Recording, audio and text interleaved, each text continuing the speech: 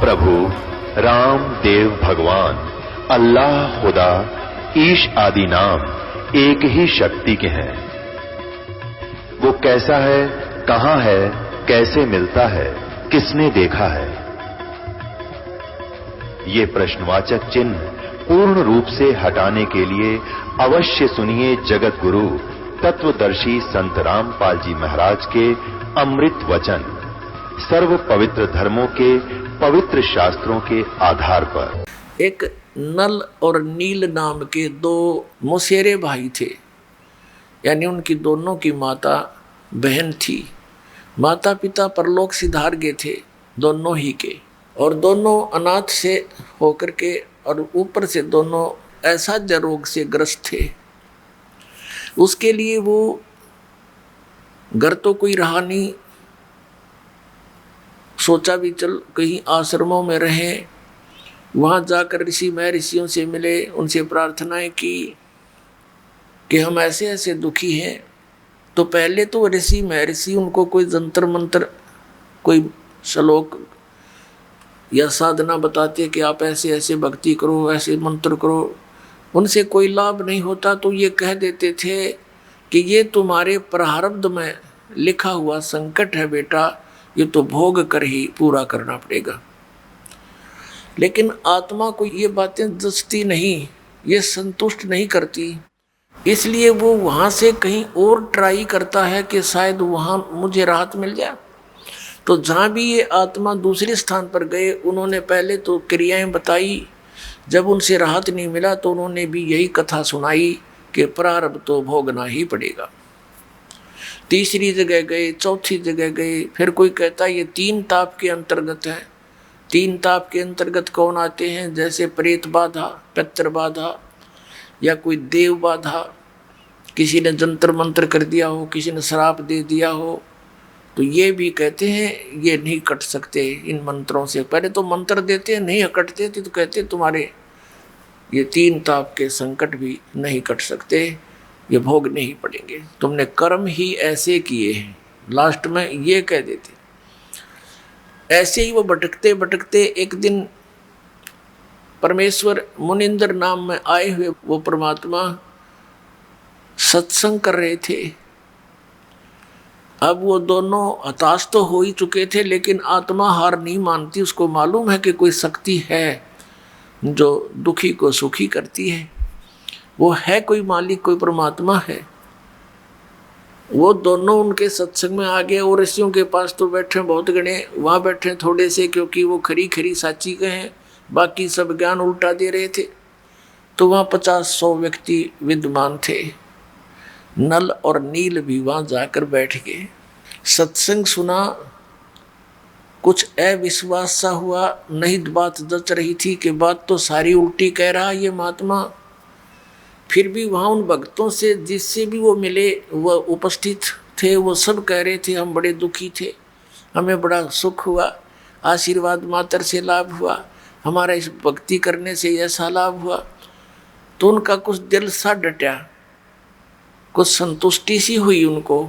जो ही वो जब परमात्मा के पास आए, आशीर्वाद और दीक्षा तो कहते बाद में देखेंगे, पहले प्रणाम कर लेते हैं। तो जो ही वो प्रणाम करने आए परमात्मा के पास, उन दोनों के सिर पे आशीर्वाद भरा हाथ रखा, दोनों स्वस्थ हो गए। एक दूसरे को देख रहे हैं कि हम ये क्या हो गया, जैसे शरीर से 100 मन वजन उठा दिया हो। दोनों चरणों में गिर गए, फूट फूट कर रोते रहे। ए भगवान, हमें नहीं मालूम था परमात्मा पृथ्वी पर आए हुए हैं, हम बहुत भटक लिए थे, हमने सब जगह जंतर मंत्र जिसने जो बताया भगवान कर लिए थे, हमें कोई राहत नहीं मिला। हमने तो आत्मघात करने की सोच ली थी कि यदि कुछ दिन में राहत नहीं मिली तो ये जीवन नरक बन गया है। हे भगवान, बड़ी दया करी आपने। परमात्मा ने कहा बेटा ये तो फर्स्ट एड है, आपके जीवन में ना जाना कितने और दुख हैं, इसके लिए मैं भक्ति बताऊंगा, वो मंत्र तुमने करने पड़ेंगे। कदे नो सोचो केवल छू मंत्र ते सारे काम हो जाएंगे। ये तो इसलिए बताया है कि हम समर्थ हैं।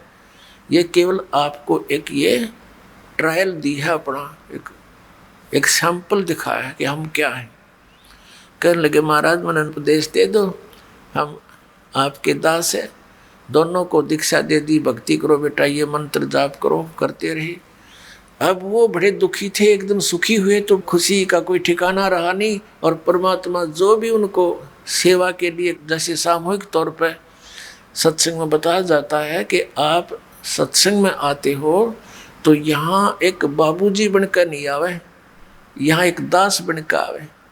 एक जैसे हॉस्पिटल में रोगी जाता है, चाहे वो कितना बड़ा अधिकारी हो, कितना बड़ा धनवान हो, जब उसको ये पता लग जाता है कि तेरी जांच में कोई गड़बड़ हो चुकी है और तेरा शरीर ठीक नहीं है, और उसको डॉक्टर के पास जाता है, डॉक्टर कहता है कि जाओ ये जांच कराओ, तो उसने उस पल की इंतजार रहती है, जांच में के आवेगा। उस समय वो भूल जाता है मैं क्या हूँ, मैं कोई अधिकारी हूँ या सेठ हूँ। उस समय वो अपने को रोगी मानता है। ऐसा भाव आपका सत्संग में रहना चाहिए। यहाँ ऐसे रहने से क्या लाभ होगा? कबीर परमेश्वर की अमर वाणी है और इनकी अमर वाणी फाइनल है, जो ने कह दिया वो सत्य है। कहते हैं संत मिलन को आइए तज माया अभिमान, जो जो कदम आगे रखे एक एक यज्ञ समान। संत मिलन को चालिए और तज माया अभिमान, और जो जो कदम आगे रखे सो सो यज्ञ समान। अब देखो एक यज्ञ में कितना पैसा लगता है, और ये यज्ञ फ्री में होगा जो इस विधि से आप सत्संग में आओगे। अधीर बन के आवे, विनम्र बन के आवे, इस अहंकार रूपी राक्षस को कति खत्म कर दे, अपने पास से दूर कर दे कि बस दूर हो जाए, तू तेरा मेरा मेल रहा नहीं क्योंकि मैं भक्त बन गया। और ये राक्षस अहंकार जो है सबसे बड़ा शत्रु है हमारा। जैसे रावण ने भगवान शिव की भक्ति की, भक्ति इतनी की कोई कर नहीं सकता, यहाँ से काट कर शीश चढ़ा दिया और वापस प्राप्त हुए, लेकिन अहंकार नहीं गया। तो जैसी राहत भगवान शिव से मिलनी थी वह बिना प्राप्त हुई, उस अहंकार के कारण कुत्याली मौत मारा गया और राक्षस कहलाया। तो अभिमान बहुत बुरा है, भगवान और अभिमान का एक्सीडेंट है। नॉर्थ साउथ पोल समझ लो, ये कभी इकट्ठे नहीं हो सकते। इसे दुष्ट को फिर हम क्यों पालें? और क्या अभिमान इस जीव का 1 मिनट में फूक निकल जाएगा, 2 मिनट में फूक आवेंगे, गधे लौटेंगे इस राख पर जिसका अभिमान ठाए फिरे। अदरंग मार जा, मुंह से माखी बढ़े और लकड़े, के अभिमान इसका। तो इससे जो काम बनाना है वो बनाओ। और जैसे भी आप सत्संग में आते हो, जैसी जिससे कुछ हो सकता है सेवा की चेष्टा करने की, कोई बर्तन साफ कर ले, कि भोजन भंडारे में मदद करवावे, कि मैट बिछवावे। तो इस तरह की जो सेवा होती है, और बूढ़े बुजुर्ग बीमार यहाँ ज़्यादा आते हैं, उनको प्यार दे, सहयोग दे, उनकी मदद करे, तो इस तरह से आपके पुण्य बढ़ेंगे, आत्मा में एक नम्रता आवेगी। तो कबीर परमेश्वर जी के पास, मुनिंदर जी के पास विशेषकर दुखी दुखी ही आते थे, सुखी तो उनके पास जाते थे, उन नकलियाँ ऋषियों द्वारा। और क्योंकि वो तो महिमा के भूखे, अच्छा आदर दें, सेठ आ जाओ उसने न्यारी कुर्सी देंगे, और आ जाओ उसको अलग से कमरा देंगे, और फिर वो 10,000 रुपये दे दें, उसके गीत गाए जाएंगे। इसलिए वो वहाँ इसलिए जाते हैं सेठ, क्योंकि उनका मान होता है। और परमात्मा के दरबार में आते थे, उनको एक मैट पर बैठने के लिए आदेश था, चाहे कोई भी आवे। तो संत वही होते हैं। और वहाँ कोई आदर सत्कार नहीं था किसी का, और अनादर भी नहीं था किसी का, क्योंकि वहाँ विद्यार्थी टाइप में भगत होते हैं। आध्यात्मिक गुरु जो होता है वो आध्यात्मिक टीचर होता है। तो इस प्रकार अब उन अपने आत्माओं जो ये कहते हैं कि भाई प्रारब्ध के कर्म में लिखा हुआ, भाग में लिखा हुआ दुख ये तो भोगना पड़ेगा, पाप कर्म का दंड है। और फिर वो कहते हैं भगवान का मंत्र ले ले, जाप करा करिए, भक्ति करे, आगे सुखी हो जाएगा। अब किसी के पैर में कांटा लगा हो और गहरा लग कर टूट गया हो, उसको स्वयं मालूम नहीं है पीड़ा किस वजह से हो रही है, या उसको पता भी है कि मेरा कांटा लग गया, तो वो किसी के पास जाता है और वो ये कहता है कि तेरे पीड़ा का कारण तेरे पैर में लगा कांटा है, और कांटा तो निकल नहीं सकता, ये तो ऐसे ही रहेगा, जूता पहन ले और जूता पहन ले, आगे भविष्य में कांटा नहीं लगेगा। तो पुण्यात्मा, कांटा लगे पैर में जूता पहना नहीं जा सकता, वो तो कांटा निकले और फिर उसको सलाह दे जूता पहन के रखना, नहीं तो फिर लग जाएगा। तो फिर वो कांटे की पीड़ा से पीड़ित व्यक्ति खूब समझता है कि कांटा कितना दुखदाई होता है, तो फिर वो कभी जूता नहीं उतारेगा, बहुत सावधानी बरतेगा कि कहीं फिर से वो आपत्ति ना आ जाए। तो इसी प्रकार परमात्मा कहते हैं, जैसे आपके प्रारब्ध रूपी पाप कर्म का कांटा आप पर लगा हुआ है और वो कांटा निकलेगा यानी सुख हो गया, फिर आपको सलाह दी जाएगी कि ये मर्यादा में रहना और ये भक्ति करते रहना, तो वो प्राणी फिर कभी मर्यादा नहीं तोड़ सकता और भक्ति नहीं छोड़ सकता।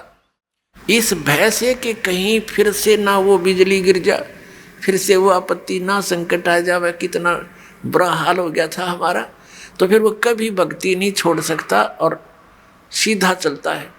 तो इसी प्रकार परमात्मा उनको सलाह देते थे उपस्थित भक्तों को, और वहाँ परमात्मा के पास, कबीर साहब के पास यानी मुनिंदर जी के पास अधिकतर वो दुखी व्यक्ति आते थे, कोई मानसिक पीड़ित, कोई भूत प्रेतों का सताया हुआ, कोई देवों का श्राप दिया हुआ, कोई किसी ऋषि साधु संत ने उनको श्राप दे दिया, या कोई प्रारब्ध के कष्ट से दुखी, या कोई शारीरिक रोग से दुखी। और परमात्मा तो हमारे भगवान है, वो तो अपने बच्चों के सारे दुख दूर किया करते हैं।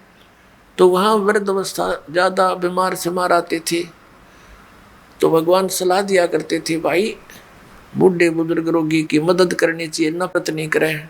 कहते कुष्टी होवे संत बंदगी कीजिए, हो वैसा के विश्वास चरण चित दीजिए।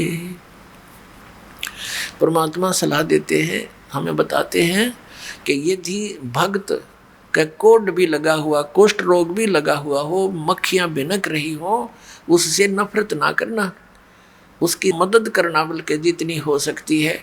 कुष्टी होवे संत बंदगी कीजिए, भगत को प्रणाम कीजिए, आपस में एक दूसरे को सत्साहेब, उसे नफरत करके मुंह फोड़ कर नहीं जाना चाहिए। और होवे स्या के विश्वास चरण चित दीजिए, यदि किसी बहन कोई अपने क्रमवश गणिका भी बन गई है, वैसा वर्ती कर रही है और वो सत्संग में आ जाती है, कहते हैं उससे भी नफरत ना करना, उसको भी साधु जानना, क्योंकि हम सभी ऐसे स्थान पर रह रहे हैं, ना जाने कब कौन के गलती कर बैठे, और हम क्या करते हैं, अपने दोषों को ना देखकर दूसरे के थोड़े दोष को भी घना बनाकर नफरत करते हैं।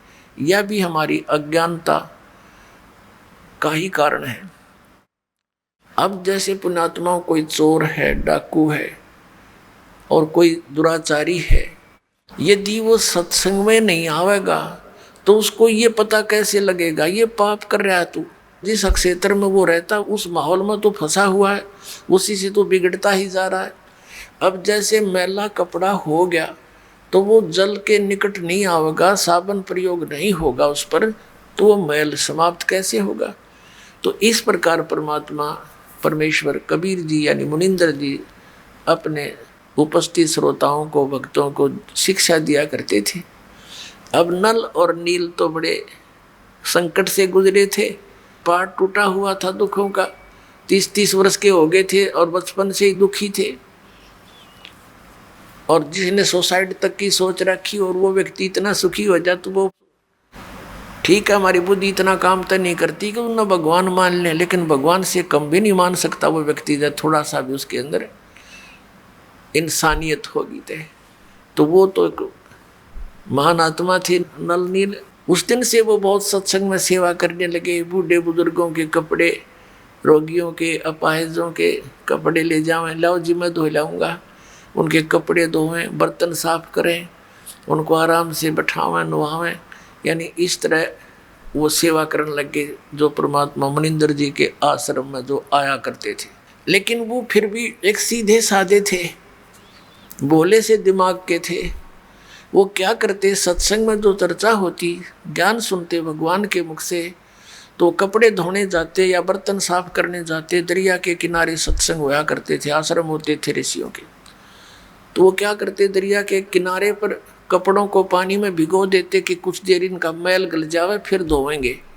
इसी प्रकार बर्तनों को, और बैठ के किनारे पर वृक्ष के नीचे सत्संग सुनी हुई बातों पर दोनों चर्चा करते थे, और फिर अपने बीते हुए समय पर, अपने पास टाइम पर भी बहुत विचार करते थे, और कहते थे देखिए वो ऋषि क्या बकवाद किया करते थे। पहले तो कहते थे ये जंतर कर ले, ये मंत्र कर ले, और फिर लास्ट में कह देते थे ये तुम्हारे प्रारब्ध का भोग है, तुमने भोगना ही पड़ेगा। और यहाँ पर कहाँ गई वो हमारे प्रारब्ध। तो भाई भगवान आगे हैं, परमात्मा जैसे है अपने गुरु जी, बड़ी दया करी अपने पर। और देखो आज सत्संग में ऐसा बताया, कभी सुना नहीं हमने।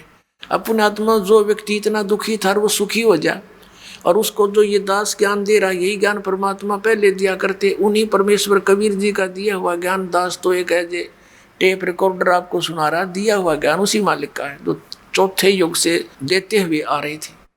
तो वो पहले अगर सुखी व्यक्ति इन बातों को सुनता है, उठ कर चल पड़ा, न कहीं वैसे बक रहा है, आज तक कभी सुना नहीं। तो पहले परमात्मा वो सेलेक्ट करिए मालिक ने जो दुखी थे, और फिर दुखी व्यक्ति सुखी हो गया, वो कहाँ जाओ तो सारी सुनेगा और सारी सच्ची लगेंगी उसको, क्योंकि वो तो दुख से उभरा है।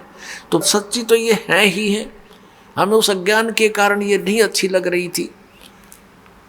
तो ऐसे जब वो बातें कर रहे होते हैं तो एक आधा कपड़ा उस झालों में बह जाता था, उनको पता नहीं लगता। जब वो जाकर धोकर सुखा देते उनके कपड़े, तो वो फिर उठाते अपने अपने कपड़े।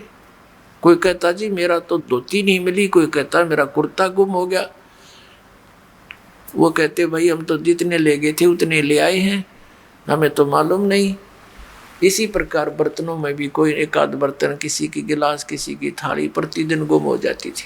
और फिर उन्होंने उनसे प्रार्थना की, भाई देखो मुश्किल से तो हम एक गिलास लाए थे, इतनी दूर से कैसे लाएंगे, भाई इससे अच्छा तो तुम ऐसा करो हमारी सेवा मत करो, हम खुद कर लेंगे, हमें तो बहुत अभाव हो गया इन वस्तुओं का, अब कहाँ से लाएं जा करके। तो वो कहने लगे भाई आगे ध्यान रखेंगे, हम बहुत ध्यान रखेंगे। तो अन्य जो और सेवादार होते थे वो बताते थे कि ये भोले भाले व्यक्ति हैं, उन कपड़ों को बर्तनों को भिगोकर पानी में बैठ जाते हैं, एक तरफ भगवान की चर्चा करते रहते हैं, इनको पता नहीं लगता वो पानी में बह जाते हैं। कहने का भाव ये शिकायत गुरु जी के पास पहुंच गई, मुनिंदर जी के पास। अब उनको चिंता होगी कि महाराज जी के पास बात गई और अब ये हमारी सेवा छीन लेंगे। अब सेवा छीननी गई तो भगवान रुष्ट हुए हमारे से, गुरु जी रुष्ट हो गए तो हम पर तापत्तियाँ फिर आ जाएंगी। वो इस भय से करबद्ध हो करके वहाँ गए, गुरु जी ने बुलाए। परमात्मा ने कहा बेटा ये बहुत परेशान हो गए हैं, आपकी नीयत अच्छी है सेवा करने की, लेकिन इनको प्रॉब्लम घनी हो जाती है, तुम सेवा रहने दो बेटा, कोई और सेवा कर लो। वो चरणों में गिर गए, बुरी तरह रोने लग गए, हे परमात्मा हमारी सेवा ना छीनो, ये भगवान आगे हम बहुत ध्यान रखेंगे। तो भक्त कहते जी इन कई बार कह लिए बात, तो ये फिर जाते भूल जाते हैं, इनके बस की बात नहीं। अब परमात्मा ने देखा कि इनकी श्रद्धा टूट है, इनका दिल टूट जाएगा, ये महा दुखी हो जाएंगे। तो परमात्मा कबीर मुनिंदर जी ने, परमेश्वर जी ने आशीर्वाद दे दिया, बेटा आज से तुम्हारे हाथों से कोई वस्तु जल में डूबे नहीं की, जहाँ रखोगे वहीं रहेगी, इधर टस समस्या नहीं होगी, तुम नहीं छेड़ोगे इतना। अब इस वर्ग को पाकर वो बड़े खुशी हुए, जाकर देखा वो कपड़े भिगो दिए, जहाँ रखे थे वही रहे। थाली बेले काशी के होते थे वो रख दिए, काशी तो वैसे डूब जाती है, काशी भर के पानी था बेला, और उस पर दरिया पर रख देते थे, जो का तो रहता था। फिर एक आध कहने लगा पत्थर तो उठा कर रख के देख लो, वो एक आधी कंकर पत्थर उठा कर रखे, वो जहाँ रख दिया उस जल के ऊपर एज इट इज सती रहने लगे। तो ये उन भक्तों की तो प्रॉब्लम हल होगी जिनके बर्तन और कपड़े गुम होया करते। तो इस प्रकार नल और नील को ये आशीर्वाद परमेश्वर मुनिंदर जी द्वारा दिया गया था।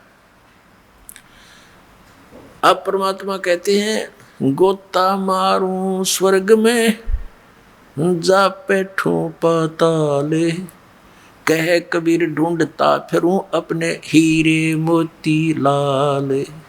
एक श्रीलंका के अंदर एक चंद्र विजय नाम का भाट रहता था। वो कुल टोटल 16 सदस्य थे उसके घर में, पुत्र वधू पुत्र पुत्रियां सब मिलकर 16 सदस्य थे। अपने आत्माओं, एक पिता एक माता अपने बच्चों के लिए कितनी दुखी होती है। एक भी कष्ट में कोई बालक हो जावे चिंता में नींद नहीं आती। और हम जिस पिता के संतान हैं, पूरी पृथ्वी पूरा विश्व पूरे ब्रह्मांड चींटी से लेकर हाथी तक, हम सभी उस कबीर भगवान के उस अमर पुरुष के बच्चे हैं। अब हम यहाँ कितने दुखी हैं। आप तो बालक हो, पता नहीं बालक का चाहे कितना चोट लगी रहो, वो उसको कष्ट नहीं मानता, रोता अवश्य है और फिर भी गलती करने में पीछा नहीं देखता, क्योंकि उसको ज्ञान इतना ही है। तो वो परमात्मा कितना दयालु है। अपनी प्यारी आत्माओं को शरण में लेने के लिए उस चंद्र विजय भाट के घर से थोड़ी सी दूर पर रास्ते में, जिधर वो सुबह सुबह फ्रेश होने के लिए जाता था, वहाँ एक पेड़ के नीचे बैठ गए भगवान। एक साधु रूप बनाकर बैठ गए, ऋषि रूप में रहते ही थे। और पुण्यात्मा जो होती हैं भगवान को चाहने वाली, उनके लिए भगवान ने कहा कि साधु दर्शन राम का और मुख पर बसे सुहाग, दर्श उन्हीं को होत हैं जिनके पूर्ण भाग। कबीरा दर्शन संत के परमात्मा आवे याद, और लेखे में वाहे घड़ी बाकी का समय बाद व्यर्थ। अब संत ऋषि के दर्शन हुए, चंद्र विजय भाट ने प्रणाम किया। प्रणाम करके पहले तो चला गया, घूम फिर के आया। आते समय कहने लगा, भगवान दास की कुटिया यहीं पर है, दर्शन दो दाता। अब वो तो गए इसीलिए थे, करे करावे साइया मन में लहर उठा, दादू से दरजीव के आप बगल हो जा। परमात्मा बोले, भाई चलो आगे घर पे। वहाँ कुछ देर डिस्कस हुआ, उनके आपस में चर्चा हुई। परमात्मा से ज्ञान सुना उसने, के कहा जी भगवान को चर्चा सुनाओ। तो परमात्मा ने सारी कथा कहानी का सृष्टि रचना सुनाई, काफ़ी ज्ञान दिया। तो वो बड़े प्रभावित हुआ, कहने लगा, भगवान दास की कुटिया यहीं पर है, वहाँ चलिए, और वहाँ पर आपके और भी बच्चे हैं, वह भी आपके ज्ञान का लाभ उठाएंगे। परमात्मा तो गए उसी उद्देश्य से, घर चले गए, आसन दिया, अलग से बैठाया मालिक को, सोच कपड़े बिछा के, और फिर सत्संग सुनाया। अब उस समय तो केवल एक व्यक्ति ने नाम लिया, चंद्र विजय ने। बाकी परिवार कहने लगा, नहीं हमें अच्छा नहीं लगता इनकी ये बातें, ये तो शंकर भगवान से भी ऊपर बताते हैं। क्योंकि श्रीलंका का राजा रावण जो है, भगवान शंकर से अतिरिक्त किसी की पूजा ना करता था, तो उसको देखा देखी पूरा श्रीलंका भी शिव का ही पुजारी हो गया था। तो इस बात को पहले स्वीकार नहीं हुआ, फिर वो चले गए भगवान वहाँ से। पीछे से उस चंद्र विजय भाट ने अपने पूरे परिवार को बैठा बैठा के बहुत अच्छी तरह समझाया, तो उन सब का मन बन गया।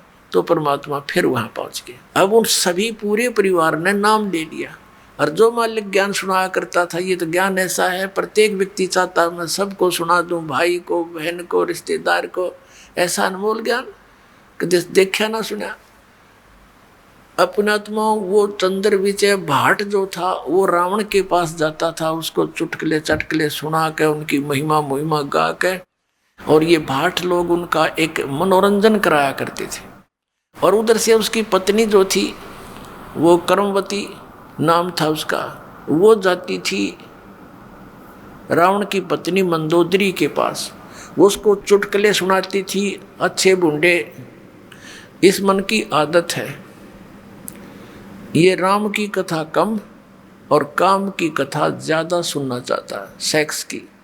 तो पहले तो वो बकवास सुनाया करती थी, पता नहीं के मंदोदरी भी हंसा करती, दांदरे काटा करती हैं, चुटकुले सुन सुन के। तो फिर जब उस कर्मवती को, चंद्र विजय भाट की पत्नी को, उस बेटी बहन को मालिक का ज्ञान हुआ, सब बकवाद छूट गई कहते हैं भवन चतुर्दश ढूंढियो परम स्नेही साथ, जिन मिलते हैं सुख उपजय मिटते कोट उपहाद। ये बकवाद मिट जाती है सारी जीव की। तो वहां अब वो कर्मवती पहले तो बकवाद सुनाया करती, फिर मंदोदरी ने जब टाइम होता उसको बैठा लेती कि महारानी हमारे घर पे महाराज आते हैं हमारे गुरुजी, उन्हें बहुत अच्छा ज्ञान सुनाया, आपकी आज्ञा हो तो सुनाऊं कथा। सुनाओ। मंदोदरी भगवान को चाहने वाली थी, तो वो मंदोदरी को जो कथाएं सुनाई परमात्मा से सुने हुए ज्ञान की, मंदोदरी कहने लगी कि कर्मवती तू तो बड़ी मुंह फाड़ थी, तेरी इस पात्र में नरा गोबर भरा था, गंध उगला करती थी, ये अमृत किसने डाल दिया? तू ऐसी ऐसी बातें कहाँ से सुने आई, तू मैंने कभी देखी ना सुनी। तो उसने बताया कि हमारे गुरुजी आते हैं, उन्होंने हमें ये ज्ञान दिया मंदोदरी। तो मंदोदरी बहुत प्रभावित हुई कि इसे संत के ऋषि के दर्शन करने चाहिए। उसने कहा मंदोदरी इब कह तेरे गुरुजी आओ ना, तो मेरे पास बुला के लाइए। अब परमात्मा फिर गए तो उस चंद्र विजय की पत्नी ने कहा प्रभु हमारी रानी आपको याद करती है, मैंने आपके द्वारा सुना हुआ ज्ञान उनको सुनाया, बड़ी प्रभावित हुई। और उन्होंने कहा कि अपने गुरुजी को यहाँ बुला के लाना। परमात्मा ने कहा बेटा हम किसी राजा के घर नहीं जाते, उनको गरज पड़े तो यहाँ आ जाएगी, साधु संत नहीं जाया करते ऐसे व्यक्ति के घर जब तक वो हमारे विचारों से परिचित नहीं होते। अब वो कर्मवती फंस गई धर्म संकट में कि यदि मेरे गुरुजी नहीं गए तो वह हमने सजा दिवा दे मनमाना मंदोदरी। परमात्मा अंतर्यामी जान गए। अब बेटी तो बहुत दुखी होगी। उसने कहा बेटा ऐसे कहना उसको कि देखो ऋषि महर्षियों को संतों को बाई ऑर्डर नहीं बुलाया करते, अब बाई ऑर्डर बुलाने से वो आ भी गए रजा नहीं बख्शेंगे तो लाभ क्या होगा? तो साधु संतों के पास जाने से बहुत लाभ होता है, स्वयं जाना चाहिए। तो मंदोदरी को जाकर के उसने कहा रानी मैंने अर्ज करी थी गुरुदेव से, उन्होंने मना कर दिया आपके यहाँ आने से और कहा कि देखो साधु संतों को आदेश से नहीं बुलाना चाहिए, उनके चरणों में जाना चाहिए, लाभ उठाना है। और यदि बाई ऑर्डर बुला भी लिया तो लाभ नहीं देंगे। मंदोदरी कहने लगी बहन ठीक है मैं चलती हूँ, अब के तेरे गुरुजी आओ तो मुझे मिलाना। परमात्मा फिर गए। ये तो भटक रहे हैं एक आत्मा को अपनी शरण में लेने के लिए, सुखी करने के लिए। यहाँ भी सुखी करेंगे आपको और यहाँ से चलोगे जब देखना सतलोक में ले जाएंगे, वहाँ तो कहना है क्या कितना सुख देंगे।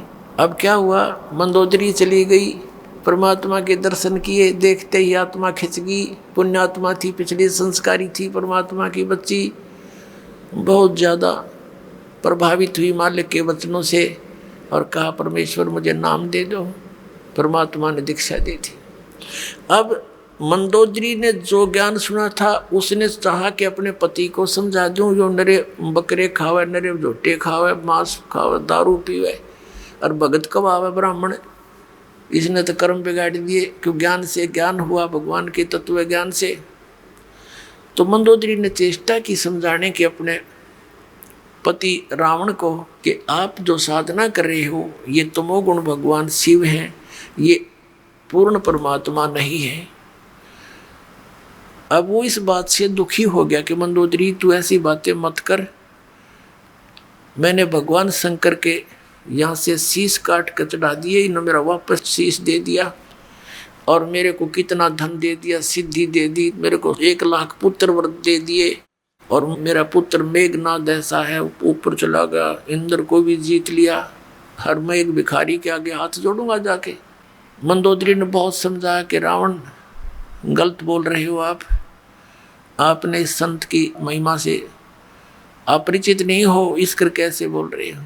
तो आखिर में रावण ने ये कह दिया कि मेरे को आगे से ये मत कहना, मैं तुझे मना नहीं करता, तू कितना दान कर धर्म कर, किसी गुरु से उपदेश रख। अब कहते हैं लड़की अपने पति को हमेशा जीवित देखना चाहती है। उधर से क्या हुआ कि कुछ दिनों के बाद जैसे विष्णु अवतार श्री रामचंद्र जी राजा दशरथ के घर जन्मे थे, विवाह हुआ सीता जी के साथ। विवाह होने के कुछ ही समय उपरांत उनका वनवास हुआ, वो वन में अपना समय व्यतीत कर रहे थे, वहां से सीता जी का अपहरण कर ले गया रावण। अब परमात्मा ने, कबीर परमेश्वर जी यानी मुनिंदर जी ने मंदोदरी को समझाया, बेटी इसने तो अपनी सात मोल ले ली, इसने अपना जो है ना मौत ले आई वो अपनी, और कह दे इसको, इसने भाई इज्जत वापस दे दे इसको, सिंपल वो मैं ना समझे, ये देवी है और देवी को सताना महापाप है, इसको वापस पहुंचा दे, उसकी इसी में खैर है। औरत वैसे ही देख कर राजी नहीं होती किसी दूसरी औरत को। फिर भी उसने जब ये पता चला कि मेरे पति की जान संकट में आवेगी, क्योंकि संत जो कहते वो सत मानती थी, ये महापुरुष हैं, झूठ नहीं बोलते, इन्हें क्या लेना देना है, ये कोई रामचंद्र से मिले नहीं या किसी और को जानते नहीं, सिर्फ सच्चाई बता रहे हैं। वह बहुत प्रभावित हुई, रावण को समझाने की बहुत चेष्टा की तो नहीं माना। कुछ दिनों के बाद क्या होता है, बीच में एक प्रकरण रह गया। अब रावण तो सुने नहीं था, और यू ज्ञान ऐसा है आदमी हजम कर नहीं सकता अकेला। जो यू ज्ञान आपको सुनेगा, दास बता रहा, भगवान का दिया हुआ कबीर साहब का, तो उसकी ये नीयत रहती है बताऊं जरूर किसी से, चाहे कोई सुने चाहे ना सुना। तो रावण ने सुनना बंद कर दिया। उसका देवर था विभीषण, मंदोदरी उसको लगी समझाने। पहले तो दोनों भाई बैठे थे, रावण को समझावा थी, रावण नहीं माना तो विभीषण कहने लगा, मुझे बता तू ये बात, मुझे तो बहुत अच्छी लगे, ये आपकी पहली बार सुन रहा हूँ, लेकिन फिर भी हृदय में समाती है। तो मंदोदरी ने उनको खूब समझाया। फिर कहा कि अब क्या बने, कि दीक्षा ले, अब नाम ले गुरु जी से, कि चल नाम दिलवा मेरे को। मंदोदरी अपने देवर को लेगी और नाम दिलवाया परमात्मा थे। अब उस ज्ञान से वो विभीषण भी परिपूर्ण हो गया। अब क्या होता है, रावण नहीं मान रहा था, सीता को लौटाने को नहीं राजी हो रहा था। मंदोदरी ने बहुत कुछ समझा लिया था। उधर विभीषण ने भी उसको बहुत कुछ समझाया, रावण तेरे घर में कितनी अच्छी औरत है, और फिर भी तू बकवाद की तरफ चल रहा। क्यों भाई भाई को कह सकता है जब उसकी कोई संकट आपत्ति उसके सामने दिखाई देती है। नहीं तो रावण को कौन बोला, वो तो अहंकारी आदमी था, 1 मिनट में तलवार गर्दन पर जाती थी उसकी, कोई उसके नो कर दे किसी बात न था। रावण नहीं माना। रावण कहने लगा तू कायर है और तेरे बस की बात नहीं, बैठ जाए एक तरफ। अब मंदोदरी ने देखा कि ये नहीं मानेगा, ये मरेगा और मैं विधवा हो जाऊंगी। अपने गुरुजी से प्रार्थना की, भगवान आप दया कर दो, कभी समझा दो, एक बार मान जाते वो तो आपकी बात को। परमात्मा ने कहा बेटा ये नहीं मानने वाला, इसके अंदर वो गुण नहीं है। तब मंदोदरी ने कहा भगवान एक बार आप उनको समझाने की चेष्टा करो दाता, और यदि वो नहीं मानेगा तो मैं अपने आप को आज से विधवा मान लूंगी, मन दुख नहीं आओगा परमात्मा इसके मरने का। तो परमात्मा ने सोची या बूढ़ी बेटी, अब ये जुगाड़ जोड़ रखे काल ने हमारे, कितना नालायक, 1 नंबर का दुष्ट व्यक्ति वो रावण। कहते 100 जोटियां का मांस तो एक दिन पक्या करता उसके लिए, और 100 मटके दारू के पिया करता एक कब है। अपने आत्मा ये बात हमारे दच्चे नहीं, क्योंकि 100 जोटियां का मांस एक आदमी के ऊपर खावे, क्योंकि हम उनके शरीरों से परिचित नहीं, उनकी हाइट से परिचित नहीं, उनके आहार से परिचित नहीं। ये तो हमने देखे 61वां वर्ष चल रहा दास का। जब हम छोटे छोटे थे से टुकड़े टुकड़े आदमी देखे, अरनों का करते यो 32 लड्डू खा जाता है, एक 32 आदमी खाओ 32 लड्डुआन आज के दिन, और उनके बदहजमी हो जाए, और 1-1 धड़ी खीर खा जाया करते ये ब्राह्मण हमने देखे, यानी 5-5 किलो हरी वे कटोरी ना उठे। तो इस बात से भूल जाओ। तो कहने का भाव यह कि हम उस सती थी बातें कि इतने कुक्रम करा डेली, उसका बुद्धि में कहाँ आवे ये बातें। तो परमात्मा ने सोचा या बेटी इसका बंदगी या इसकी कमजोरी इसको मारेगी। तो परमात्मा ने कहा ठीक है बेटी मैं जाता हूँ, एक दिन कोशिश करूँगा तेरी श्रद्धा ना टूट जाए भगवान। तो इसलिए अब रावण की सभा लगी हुई थी, और जिस समय उसकी मीटिंग होती थी स्ट्रिक्ट ऑर्डर होता था कि बाहर से चिड़िया भी नहीं आ जाए अंदर, उस समय परमात्मा वहां जाकर प्रकट हो गए, पहरेदारों के पास खड़े हुए, कहा भी राजा को संदेशा दो कि ऋषि मुनिंदर आए हैं, वो आपसे मिलना चाहते हैं, कुछ आपको शिक्षा देना चाहते हैं। अब वो कहने लगे पहरेदार, महाराज जी हमें बख्शो, इधर आज कोई जा नहीं सकता, अंदर का आदेश बाहर जा सकता है, बाहर का आदेश भी हम अंदर देने नहीं जा सकते, हमारा राजा बहुत खतरनाक है, गर्दन काट देगा।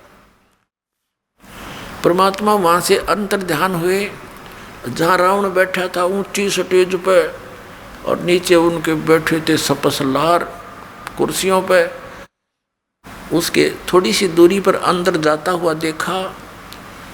ऋषि देखकर वो एकदम चकित हुआ कि ये व्यक्ति अंदर कैसे आ गया, हमारी गुप्त मीटिंग चल रही थी। तो उसने आव देखा ना ताव देखा, वो तलवार निकाली कि तू अंदर कैसे आ गया। अब उसने क्रोध में 70 वार किए थे तलवार के परमात्मा को काटने के लिए, और कबीर परमेश्वर अर्थात मुनिंदर जी के हाथ में एक सीख थी झाड़ू की। ये झाड़ू होता, उसकी सीख एक ले रखी थी दाता ने, और जब वो तलवार मारे तो वह सीख डाले थे, वो सीख के ऐसे लगे थी वह तलवार उसकी जैसे लोहे के खंभे के लग गया, कट्टा कट हुआ। अब जब 70 बार उसने अंधा दू,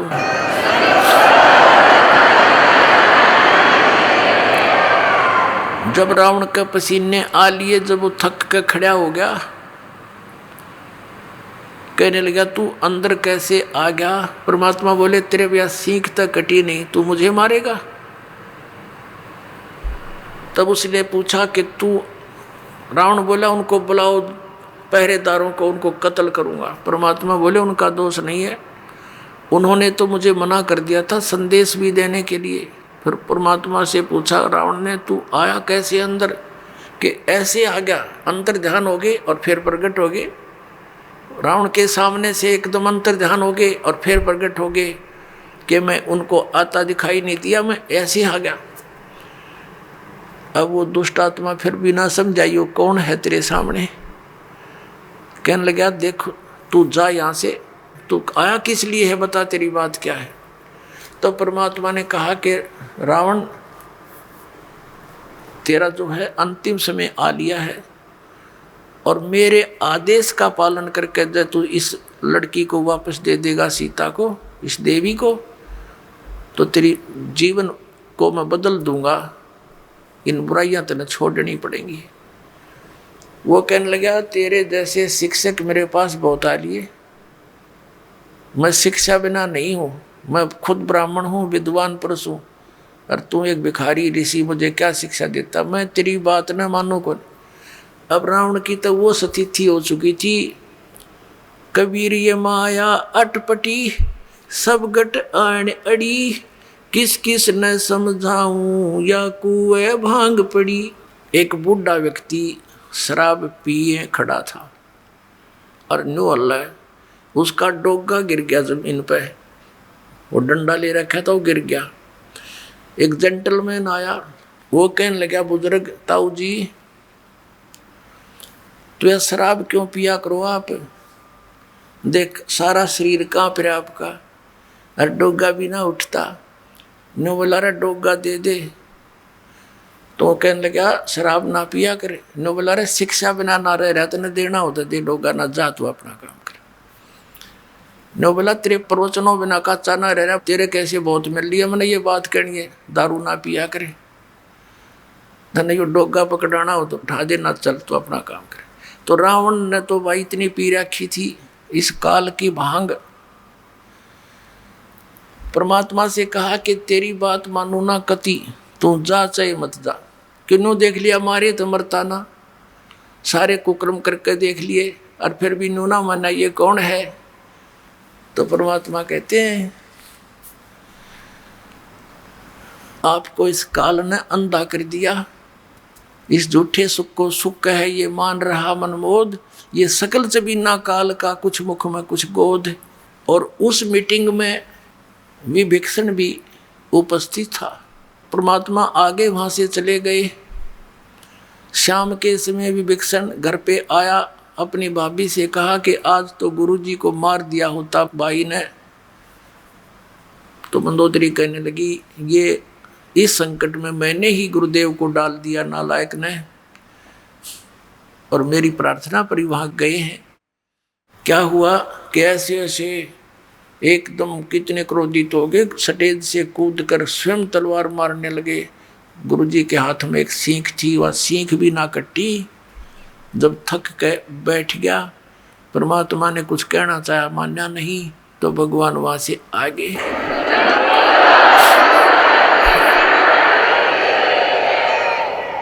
अपने आत्माओं, जो हमारा पिता है उसकी तो मैं खबर भी नहीं, जो हमारे लिए दुख पा रहा है, भटक रहा है, एक प्राणी को समझाने के लिए, ज्ञान देने के लिए, अपनी शरण में लेकर यहाँ भी सुखी करने के लिए, और हम उनको पूज रहे हैं जो हमें ना सुख दे सकते ना दुख दे सकते।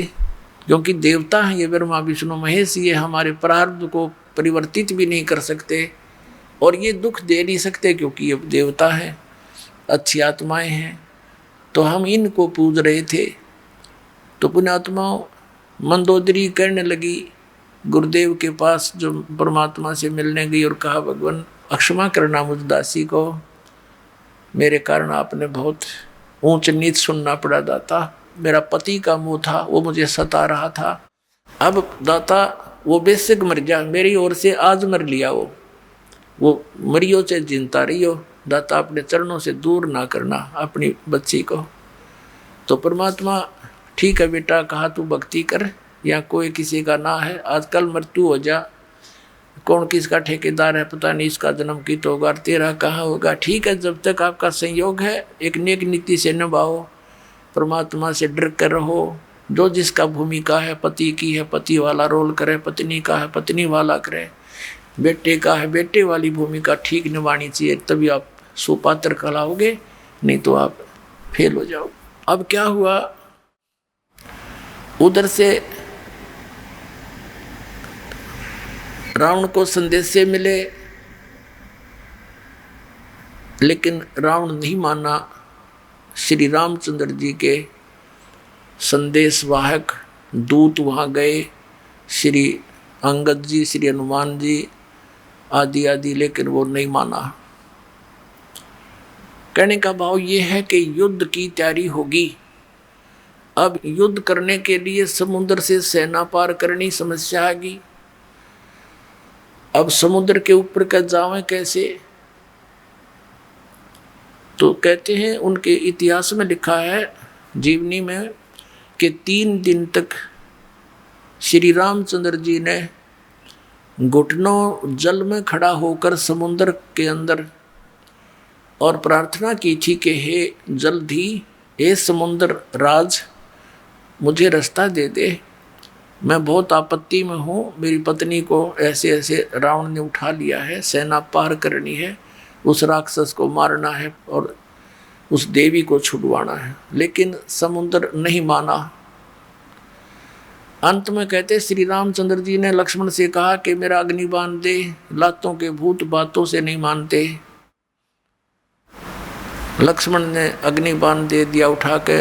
रामचंद्र जी ने जो ही वो बाण साधा समुद्र को फूकने के लिए, उसमें लपटें निकलने लगी। उसी समय एक ब्राह्मण रूप बना के समुद्र प्रकट हो गया और कहा, भगवान यदि आप मुझे जला भी दोगे, आप फिर भी नहीं जा सकते, खंडर हो जाएगा, इसमें जाओगे क्यों करे, ये तो कुआं हो जाएगा जेरा, और ना जाने कितने जीव मरेंगे, आप पाप के भागी हो जाओगे। ऐसा काम करो भगवान, मेरी मर्यादा भी बनी रहे और आपका काम भी हो जा, सर्प भी मर जा, लाठी भी ना टूटे। तो श्री रामचंद्र जी ने कहा, वो बता क्या उपाय है फिर? कि आपकी सेना में नल और नील नाम के 2 सैनिक आपके भक्त हैं, क्योंकि उस समय आसपास के सारे ही भगत सारे इकट्ठे हो गए थे। रामचंद्र जी के गेला भाई इस आपत्ति आ गई और एक निकम्मा आदमी उसकी पत्नी ठा ले गया। उधर से शिवलोक से भी काफ़ी गण आए थे, भगवान शिव ने भेजे थे, तो वहाँ बहुत इकट्ठे हो गए थे। तो नल और नील को बुलाया गया। नल और नील से श्री रामचंद्र जी ने कहा कि भाई एक पर आपकी परीक्षा दो तुम। समुद्र ने ये बताया कि इनके गुरु जी के द्वारा दिया हुआ आशीर्वाद है इनका, और उनके आशीर्वाद से मेरे ऊपर ये कोई भी वस्तु रखते हैं वो डूबती नहीं, वहाँ से टस से मस नहीं होगी, वहीं रहेगी, तो मेरे ऊपर वजन नहीं बनेगा इसका। अब भगवान श्री रामचंद्र जी ने कहा भी एक बार ट्राई दिखाओ तुम। अब देखो हम ऐसे मार खाते हैं, पहले तो नल और नील 100 शुक्र मनाया करते अपने मुनिंद्र भगवान के, और उस दिन वो आंडी पाक गए, अभिमान हो गया उनको कि यदि आज हम गुरु जी को याद करेंगे, जंतर मंत्र प्रणाम करते हैं जैसे याद करने के लिए, तो ये न सोचेंगे उपस्थित जन ये कहीं और से शक्ति प्राप्त करते हैं, इनके अंदर कोई पावर नहीं। अब उन्होंने दोनों ने फटाफट उठाया एक एक पत्थर और रख दिया समुद्र पर, डूब गया। उनको भी अचंबा हुआ, उन्हें फिर दूसरा उठाया वो भी डूब गया, तीसरा रखा वो भी डूब गया। अब ये एक दूसरे के मुंह की तरफ देख रहे हैं, और श्री रामचंद्र जी कहने लगे समुद्र से, वो जो ब्राह्मण रूप में उपस्थित था, मानो ये कहना चाह रहे हैं कि तू झूठ बोल रहा था। तो उस ब्राह्मण रूप में उपस्थित समुद्र ने कहा कि भगवान आज इनने कोई गलती कर दी, क्यों भाई तुमने अपने गुरु जी को याद नहीं किया, आज दिखा है ये अभिमान में आ गए, इसलिए इनके हाथ से वो पावर चली गई, दिखा है। वो तो अपना एस्टीमेट बतावा था और वह सचमुच ऐसा ही हो गया था। अब उन दोनों ने फिर अक्षमा याचना की, गुरु जी को याद किया, हे दाता दया करो, हमसे गलती होगी, माफ़ करो, हम तो पापी आत्मा हैं। वो डर गए न्यू कदे फिर वो आपत्ति फिर ना आ जाए तुम्हारे पे, और तुमने कर दी गलती आज ज़्यादा, अब मान बढ़ाई की भूख में। तो पुण्यात्माओं परमात्मा हमें आगाह करते हैं कि यदि तुम ऐसे मर्यादा तोड़ दोगे भक्ति आपकी नष्ट हो जाएगी। जैसे माता गर्भ को रखे यतन बनाए और ठेस लगे तो छन होए, ऐसे भक्ति जावे। जैसे किसी बहन को, माता को बहुत वर्षों के बाद कोई गर्भ रहा हो, फिर वो कितनी चिंतित होती है उस बालक को परिपूर्ण करने के लिए, कहीं ऊंचे नीचे में पैर न रखा जा, चलते समय भी बहुत सावधानी बरतती है, और रात के समय करवट बदलते समय भी वो बहुत चिंतित रहती है, कहीं मेरे बालक पर जोर ना आ गया, एकदम उधड़क कर पड़ती है और देखती है दर्द पीड़ा तो नहीं होगी मुझे। तो कहते हैं जैसे माता गर्भ को रखे यतन बना और ठेस लगे तो क्षीण होए, तेरी ऐसे भक्ति नसावे। तो उनकी भक्ति नसगी खत्म हो गई। रोए पीटे याद किया भगवान को, वो तो मालिक ने करना ही था, क्योंकि श्री रामचंद्र विष्णु अवतार और श्री कृष्ण भी विष्णु अवतार, और विष्णु कौन, ये भी भगवान का बच्चा। आप जैसी आत्मा पुण्यकर्मी प्राणी, पोस्ट ये मिल गई इसको। जैसे आप किसी का भाई मंत्री बन जाता है तो भाई ही उसका, बेशक वो कितनी पोस्ट पे बैठा है, तो ऐसे ही ये आपके ही भाई हैं, उस परमात्मा के ही बच्चे हैं। तो उनके दुख का निवारण भी वही परमात्मा कर सकता है और कोई नहीं कर सकता। जैसे आपने श्रीमद् भगवत गीता अध्याय नंबर 15 के श्लोक नंबर 1 से लेकर 4 और 16-17 में जो सुना कि ऊपर को जड़, वो तो संसार रूपी वृक्ष की जड़ है, ऊपर को जड़ है वो तो मूल मालिक है, पूर्ण परमात्मा है, और नीचे को तीनों गुण रूपी शाखा, ये ब्रह्मा विष्णु महेश रूपी शाखाएं हैं, और वो परमात्मा जो मूल है, जो जड़ है, वो तीनों लोकों में प्रवेश करके सबका धारण पोषण करता है। 15वें अध्याय के 17वें श्लोक में कहा है कि उत्तम पुरुष तु अन्य परमात्मा इति उदारत, यह लोक चरम आविश्य विवर्ती अवैश्वर है। वो मूल मालिक जो है, जो सारे संसार रूपी वृक्ष की जड़ है, मूल है, वहाँ से सबको आहार मिलता है। तो वो सबका धारण पोषण, यानी जिसकी जिस स्थिति की कोई संकट है और वो परमात्मा ही उसका निवारण करता है। अपने आत्माओं, ये बहुत लंबा इतिहास है, कई दिनों में आपका समझ में आओगा। सबसे पहले जो परमात्मा आए थे और इस काल से वहाँ ऊपर मिले थे, इनका उसने विवाद बहुत किया था। फिर समर्थ के सामने वो नतमस्तक हो गया था। इसने कुछ वरदान मांगा था। एक तो ये मांगा था कि आप अपना ज्ञान देकर अपने शरण में लेना, जबरदस्ती ना करना, बलात् मत लेना मेरे से जीवों को। दूसरा ये कहा था कि 3 युगों में जीव कम ले जाना, चौथा युग जब कलयुग आवे तब तो शरण जीव बहु जावे, ऐसा वचन हर मोह दीजिए, तब संसार गमन तुम कीजिए। और तीसरा कि ऐसे मेरा पुत्र विष्णु श्री राम रूप में त्रेता युग में जाएगा, उसके साथ उसके प्रारब्ध में ऐसे संकट हैं और इस काल को पता है, उसको मैं टाल नहीं सकता। आप वो समुद्र पर पुल नहीं बनेगा, वो पुल बनवाना। परमात्मा ने कहा ठीक है, और बता भिखारी। फिर कहा कि ऐसे ऐसे श्री कृष्ण रूप में मेरा पुत्र जाएगा और वो एक जगन्नाथ नाम से एक पुरी के अंदर एक मंदिर बनवाना चाहेगा और समुद्र उसने बन नहीं देगा, आप वहाँ उसकी रक्षा करना। परमात्मा ने कहा था ठीक है, और बोल। तो इस परमात्मा, कबीर परमात्मा से इस काल ने ये वरदान मांगा था, प्रार्थना की थी कि आप मेरे उस बच्चे की, ये काल के पुत्र हैं विष्णु, इस संकट से रक्षा करना। तब परमात्मा उस वचन अनुसार वहाँ पहुँचे। वैसे तो उन्होंने व्यवस्था कर ही दी थी, नल नील भेज दिए थे कि आप पर काम चल जाएगा इनका, जो ये नियमित रहेंगे तो ये पत्थर रख देंगे, ये पार हो जाएंगे, लेकिन वो भी फेल हो गए। अब क्या हुआ, परमात्मा वहाँ पहुँचे, नल और नील ने कहा कि वो आगे गुरुदेव, वो आगे गुरुजी। अब सबकी दृष्टि गई, एक ऋषि आते दिखाई दिए।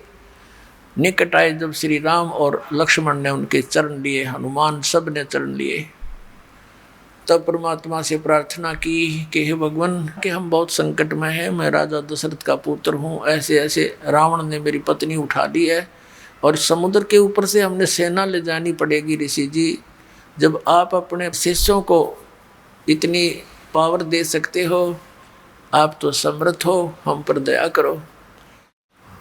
आज आपके इन बच्चों के, आपके शिष्यों के हाथ में वो शक्ति रही नहीं। परमात्मा ने कहा अब इनके हाथ में रहेगी भी नहीं, क्योंकि इन्होंने आज एक भयंकर गलती कर ली, अपने आप में प्रभु मान लिया, भगवान को भूल गए ये। तब श्री राम ने कहा भगवान अब मेरा क्या होगा। तब परमात्मा ने कहा कि ठीक है, करता हूँ व्यवस्था। एक डंडी ले रखी थी परमात्मा ने, डोगा सोटी, कहा कि मैं ये रेखा लगाता जाऊंगा इस पहाड़ के चारों ओर, एक रेखा खींचूंगा, इसके बीच बीच के पत्थर बिल्कुल हल्के हो जाएंगे, जहाँ रखोगे वहीं रखे रहेंगे, पानी में डूबेंगे नहीं, कितना वजन रख लेना। अब परमात्मा ने क्या किया, एक सोटी लेकर उस एक बहुत बड़े पर्वत के चारों ओर से घुमा दी, जो उसके निकट ही था, और परमात्मा ने कहा कि उठाओ पत्थर और प्रयोग करो। अब नल और नील ये शिल्पकार भी थे, राज थे, मिस्त्री भी थे, ये उन पत्थरों को छोल छाल कर और फिर सेट करना भी जानते थे। अब क्या हुआ, वो पत्थर उठा के लाए, देखा रख के, इतना भारा पत्थर ऊट पटांग सा ओ रख दिया, वो भी ना डूबया, ऐसे तरह ऊपरे रखा हुआ नौकर। तो सबको विश्वास हो गया कि बन गई बात। अपना आत्मा हमारे ये अध्यात्म मार्ग में आप कति जीरो हो चुके हो, और दास भी उसी स्थिति में था। अब दास को सतगुरु मिल गए, कहते पीछे लग गया जाऊँ था मैं लोक वेद के साथ, रास्ते में सतगुरु मिल गए, दीपक दे दिया हाथ। अब ये इतना बड़ा अध्यात्म मार्ग है कि जैसे हम सत साहेब बोलते हैं और पहले राम राम बोलते थे, इसका कारण क्या था, ये मंत्र जाप करने का नहीं था, ये केवल याद दिलाने का होता है कि भाई इस संसार में भगवान बिना कुछ नहीं, और जो गुरुजी ने मंत्र दे रखा है उसकी भूल ना पड़े। जैसे आप देखा करते, अब तो यह बात बिगड़ती जा रही है, नास्तिक होने जा रहा है पूरा मानव समाज, काल का दाव लग गया था। तो पहले हम देखते थे जैसे सुबह या कभी घूमने फ्रेश होने जाते थे, आने जाने वाले मिलते थे, एक दूसरे को राम राम राम राम चाचा, वो 3-4 बार बोला करता राम राम भाई, राम राम राम, हाँ राम राम। अब ये तो एक औपचारिकता बन गई थी, लेकिन ये स्टार्ट कहाँ से हुई थी?